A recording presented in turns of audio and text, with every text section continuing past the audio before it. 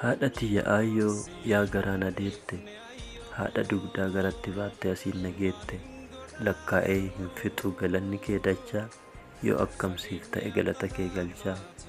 Siif sirba jechuudhaaf sin madaalu sirbaan, ati sirbaa oli marraa 100,000. Si faarsa jechuudhaaf faaruun siif tuffadhe, si'iin nama ta'e foon namaa uffadhe. Dhiqxee daara baaftee obaaftee nyaachisaa, anaaf obboleeyyan tiyya jiraachisaa. Anaaf jecha kuftee, anaaf jecha kaatee, anaaf jecha cabdee waan hin taane taate. Maqaan ati hin qabne sitti mogga'eera, miilli kee baqaqee dhoo'ee boba'eera. Yaa tadhaba quufaan ilmoo ofii hin ganne, yaa tayoo dhabdellee waan ilmoo ofii hin dhabne. Dhabdus dhabduu miti haati qabaattuudha, laaftus laaftuu miti haati jabaattuudha. Quufa ormaarra beela kee hin quufneerra, shittoo ormaarra foolii kee suufneerra. Harki kee duwwaan fuula dhadhaa ibsa, fuulli kee gogaan fuula namaa cimsa. Qaamni kee kafana gaaddisa qorraati, manni kee jaalala gaaddisa warraati.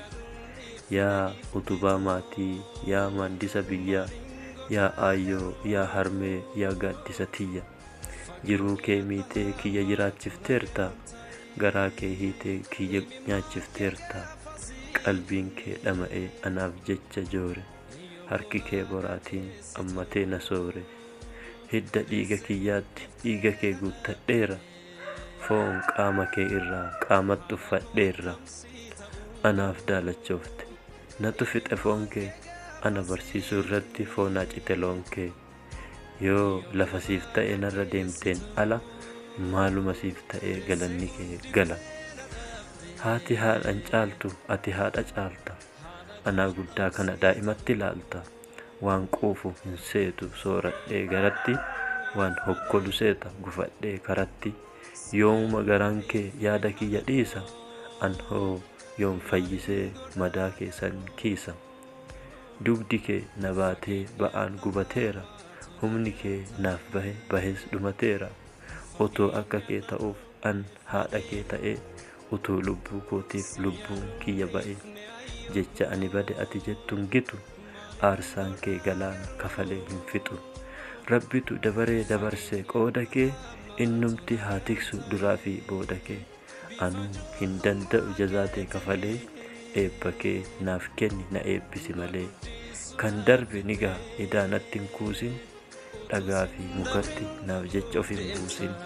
Imimmaan kee qoorsi hin laalin karaa, boottee nan boochisin naaf obsi adaraa.